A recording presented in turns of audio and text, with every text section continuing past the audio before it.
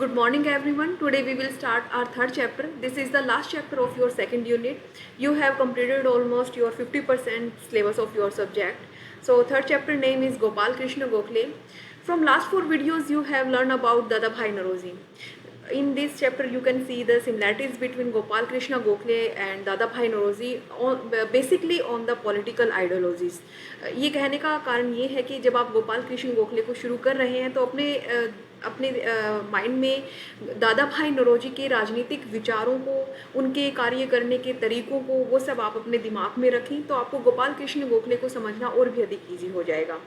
तो गोपाल कृष्ण गोखले को शुरू करने से पहले मैं खास तौर पर जो गोपाल कृष्ण गोखले के बारे में मैं इंट्रोड्यूस करना चाहूँगी उनको। तो गोपाल कृष्ण गोखले जो हैं बेसिकली भारतीय जो स्वतंत्रता आंदोलन है उसके बहुत ही महत्वपूर्ण राजनीतिक नेता रहे हैं और साथ ही साथ उनका सामाजिक सुधारक के तौर पर भी वो जाने जाते हैं क्योंकि समाज सुधार योगदान रहा था। खास तौर पर शिक्षा के क्षेत्र में उन्होंने बहुत ही महत्वपूर्ण भूमिका निभाई है। इसके अलावा जो वो एक उदारवादी नेता दादा भाई नौरोजी रहे हैं। उदारवादी नेता वो होते हैं जो संवैधानिक साधनों के इस्तेमाल की बात करते हैं, जो क्रांतिकारी साधनों या हिंसात्मक साधनों में बहुत अधिक विश्वास नहीं करते, बहुत ही उदारवादी, अनुनय विनय, प्रार्थना याचनाएं करने और ब्रिटिश शासन की शासन प्रणाली में फेथ रखने की जो भावना होती है वैसे उदारवादी विचारक वो रहे हैं। कांग्रेस से भारतीय राजनीति में बहुत सारे महत्वपूर्ण नेता उभर कर आए हैं, खासतौर पे स्वतंत्रता आंदोलन के दौरान। तो दादा भाई गोपाल कृष्ण गोखले भी ऐसे ही एक बहुत ही महत्वपूर्ण कद्दावर कांग्रेस के नेता हुआ करते थे जिन्होंने 1889 में कांग्रेस के ये सदस्य बन गए थे। इसके अलावा एक बहुत ही महत्वपूर्ण MCQ है और बहुत ही महत्वपूर्ण एक संस्था है सर्वेंट्स ऑफ इंडियन सोसाइटी, भारतीय सेवक सभा के नाम से इसको जाना जाता है। 1905 में इन्होंने ये इस्टेब्लिश की थी ये संस्था। तो ये एक महत्वपूर्ण है, इसको आप गोपाल कृष्ण गोखले का एक महत्वपूर्ण इंट्रोडक्शन में शामिल कर सकते हैं। इसके अलावा गोपाल कृष्ण गोखले जो है महात्मा गांधी और मोहम्मद अली जिन्ना के राजनीतिक गुरु भी रहे। ये बहुत सारी इनकी मीटिंग्स हुई है महात्मा गांधी के दौरान। महात्मा गांधी के भारत आने से पहले ही बहुत सारी ऐसी मीटिंग्स हो चुकी थी जिससे महात्मा गांधी बहुत अधिक प्रेरित हुए और वो मानते हैं अपने एक्सपीरियंस विद अपने लाइफ जो उनकी बायोग्राफी है माई एक्सपीरियंस विद ट्रूथ में कि गोपाल कृष्ण गोखले जो है उनके पॉलिटिकल गुरु हैं। तो इस तरह से हम देखते हैं कि जो गोपाल कृष्ण गोखले हैं वो एक महत्वपूर्ण आंदोलन के नेता रहे हैं। अब उनकी लाइफ हिस्ट्री के ऊपर चलते हैं। उनकी जो लाइफ हिस्ट्री है, उनका जन्म जो है 9 मई 1866 में हुआ था रत्नागिरी महाराष्ट्र में। बहुत ही गरीब ब्राह्मण परिवार से वो बिलोंग करते हैं। 13 वर्ष की आयु में उनके पिता की मृत्यु हो जाती है और ऐसे में जो उनकी माँ है और उन्हें अपने भाई के पास पुणे शिफ्ट हो जाना पड़ता है अपने आगे का खर्चा चलाने के लिए, अपना जीवन यापन करने के लिए।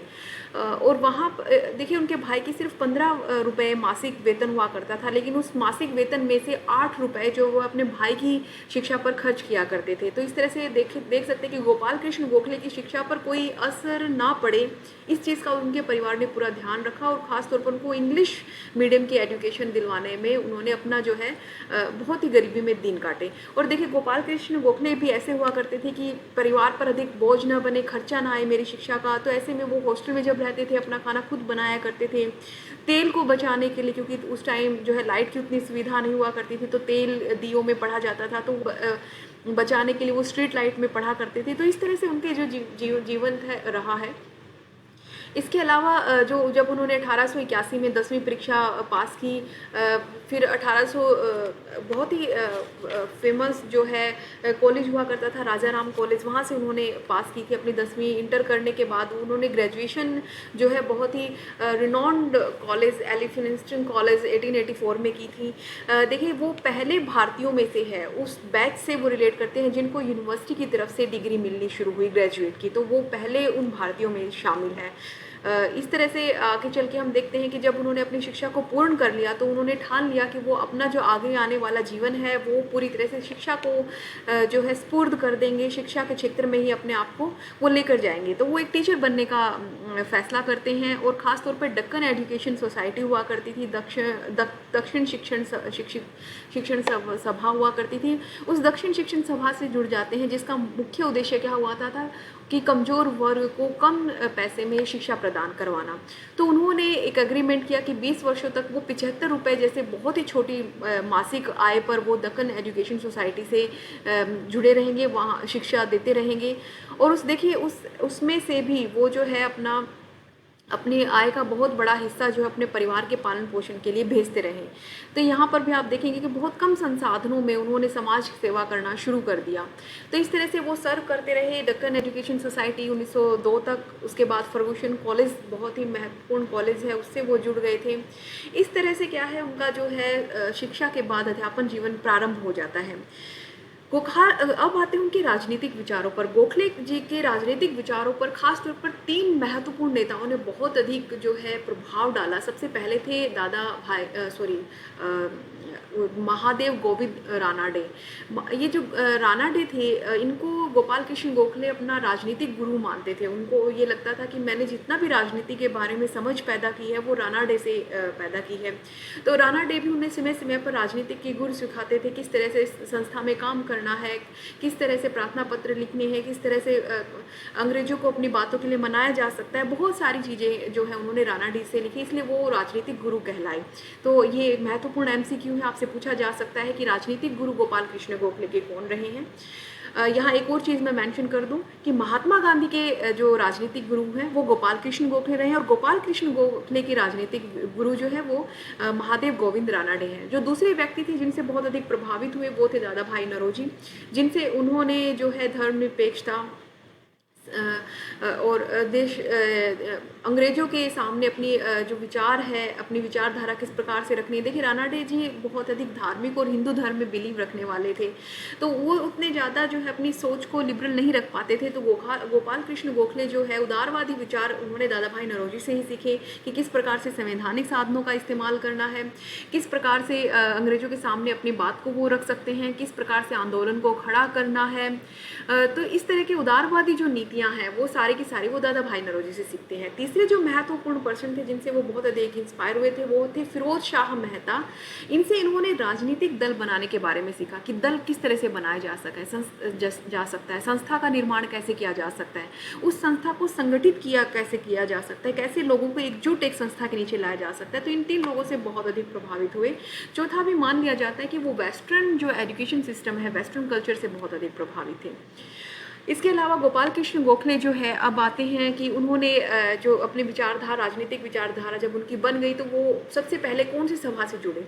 तो गोविंद रानाडे ने एक सभा बनाई थी, पुणे सार्वजनिक सभा।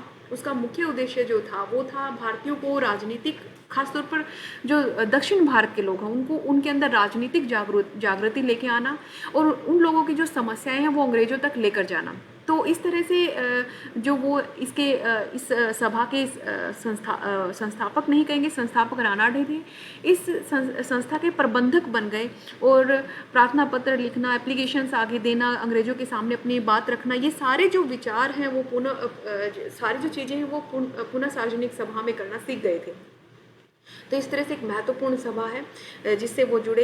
इसके बाद देखिए एक महत्वपूर्ण इम्पोर्टेंट पॉइंट एक और आ जाता है, गोपाल कृष्ण गोखले और तिलक। देखिए कांग्रेस से दोनों ही एक महत्वपूर्ण नेता थे और कांग्रेस को 2 अलग विचारधाराओं से जोड़ने वाले भी थे। गोपाल कृष्ण गोखले और तिलक जो है एक ही कॉलेज में पढ़े, एक ही संस्था से वो जुड़ गए, जैसे दक्षिण शिक्षण सभा है उससे वो जुड़ गए।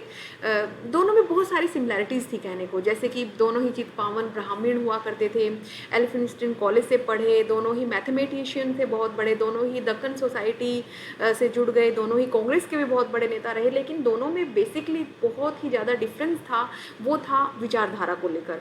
गोपाल कृष्ण गोखले जहाँ उदारवादी विचारधारा के समर्थक थे, वहीं जो हमारे तिलक जी हैं वो उग्रवादी विचारधारा के समर्थक थे, जो कि संवैधानिक साधनों में बिल्कुल भी विश्वास नहीं करते थे और अंग्रेजों से स्वतंत्रता छीन लेने के पक्ष में थे। उन्हें बिलीव था कि अंग्रेज जो है उन्हें स्वतंत्र बहुत आसानी से नहीं कर पाएंगे, तो इसलिए क्या है कि ऐसे साधनों का इस्तेमाल करें जिससे मजबूर हो जाए अंग्रेज।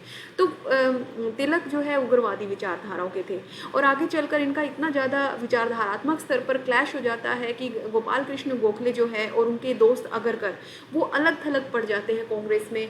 और तिलक जी पूरा होल्ड कर लेते हैं। 1896 में तो इतना हो जाता है कि गोपाल कृष्ण गोखले जो है पूना सार्वजनिक सभा से अपना त्याग पत्र दे देते हैं और अपनी एक अलग सभा दक्षिण सभा बना लेते हैं, जिसके सेम उद्देश्य रहे होते हैं, जो कि पूना सार्वजनिक सभा और दक्षिण दक्षिण शिक्षण सोसाइटी के रहे हैं।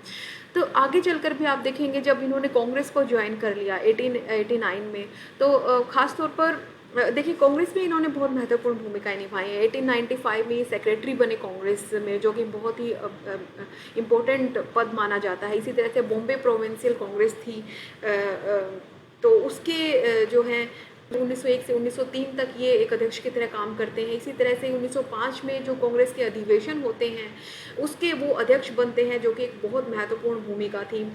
इस तरह से क्या है कि गोपाल कृष्ण गोखले कांग्रेस में महत्वपूर्ण भूमिका निभा रहे। इसके अलावा 1800, यहाँ पे मैंने डेट थोड़ा गलत कर दिया पीपीटी में, 1898 से 1906 तक का टाइम है। इस टाइम में वो पुणे म्यूनिसिपैलिटी के भी सदस्य रहे और उसमें भी उन्होंने 1902 से 1905 तक अध्यक्ष के तौर पर एक महत्वपूर्ण भूमिका निभाई है। और 1899 में वो बॉम्बे लेजिस्लेटिव काउंसिल से लड़े थे और वहाँ पर वो जो है चुनाव भी जीतते हैं तिलक को हराकर। तो महत्वपूर्ण उन्होंने अपनी जर्नी को सर्वाइव किया है। लेकिन 1907 में जो है वो एक तिलक जी के साथ जो उनके विचार आपस में क्लैश हो जाते हैं और ये जो कांग्रेस है दो भागों में बढ़ जाती है। उदारवादी जिसका नेतृत्व गोखले करते हैं और उग्रवादी जिसका नेतृत्व तिलक करते हैं। इसके अलावा उनका जो महत्वपूर्ण एक सोसाइटी है जिसके बारे में पहले बता चुकी है, सर्वेंट्स ऑफ इंडियन सोसाइटी, जो कि 12 जून 1905 में स्थापित हुई थी। देखिए गोपाल कृष्ण गोखले का मानना था कि इस देश की सेवा वही कर सकता है जिसको रोजी रोटी की चिंता नहीं है, जो कि अपना पूर्ण न्यौछावर करके अपने आप को इस देश के लिए आता है, इस देश में समाज सुधारकों को, राजनीतिक सुधारकों करने के लिए अपने आप को पूरी तरह से डिवोट कर देता है। तो ऐसे डिवोटेड लोगों को, ऐसे पूरी तरह से समर्पित लोगों को सर्वेंट्स ऑफ इंडियन सोसाइटी जो है प्रशिक्षण देगी और शिक्षा देगी, मुफ्त में किताबें देगी, ताकि वो अपना ज्ञान को बढ़ा सके और भारत के राजनीतिक, सामाजिक और प्रशासनिक सुधारों में बढ़ चढ़कर अपना महत्वपूर्ण भूमिका निभा सके। इस तरह से ये बहुत ही इम्पोर्टेंट है। आगे जो है गोखले की महत्वपूर्ण जो यात्राएं हैं इंग्लैंड में, उन्होंने टोटल जो 7 यात्राएं की थी इंग्लैंड में, और करने के रीज़न बहुत अलग अलग रहे हैं। जैसे 1897 में जब उन्होंने पहली बार यात्रा की थी, उसमें करने का रीज़न सबसे पहले ये था कि लॉर्ड वेल्जली की अध्यक्षता में ब्रिटिश सरकार ने एक महत्वपूर्ण आयोग बनाया, जिसका काम था कि भारत में होने वाले जितने भी खर्चे उनकी जाँच पड़ताल करना। तो दक्षिण सभा की तरफ से भारत को रिप्रेजेंटेड करने के लिए गोपाल कृष्ण गोखले इंग्लैंड गए थे। उन्होंने भारत की वित्तीय समस्याओं के बारे में अंग्रेजों को बताया। 2 दिन तक लगातार वो भाषणों में शामिल होते रहे, अपनी बात रखते रहे, और इस तरह से वो बहुत बड़े राजनीतिक और नेता के तौर के साथ साथ एक अर्थशास्त्री के तौर पर भी उभर कर सामने आए। तो ये उनकी पहला थी। फिर दूसरी यात्रा उन्होंने 1905 में की। ये की थी कांग्रेस के कहने पे। कांग्रेस समिति में एक प्रस्ताव बुलाया गया कि अंग्रेजों को भारत की समस्याओं को समझाने के लिए, बताने के लिए ब्रिटेन में 2 नेताओं को भेजेंगे, एक लाला लाजपत राय होंगे, एक गोपाल कृष्ण गोखले होंगे। तो तब भी वो वहाँ पर गए और दोनों ने बहुत सारे भाषण और बहुत सारे प्रार्थना पत्रों के माध्यम से, इंटरव्यूज़ के माध्यम से भारत की समस्या को सामने रखा। 1906 में उनका फिर से इंग्लैंड जाना हुआ, और इस जाने के पीछे जो महत्वपूर्ण कारण था वो था कि अंग्रेजों को भारत में प्रशासनिक सुधार करने के लिए प्रेरित करना। वो वहाँ पर लगभग 4 महीने तक रहे और उन्होंने प्रयास किया कि किस तरह से वो जो है अंग्रेजों को मना सके, भारत की समस्याओं के बारे में बता सके कि कौन से प्रशासनिक सुधार होने चाहिए। और लॉर्ड मॉर्ले जो भारत के सचिव रहे उस टाइम, वो बहुत अधिक प्रभावित भी हुए थे। उन्होंने अपना जो है समर्थन भी दिया था गोपाल कृष्ण गोखले को कि वो प्रशासनिक सुधार करेंगे। तो इस तरह से वो 4 महीने वहाँ पर लगा कर आए। 1908 में वो फिर चौथी बार गए।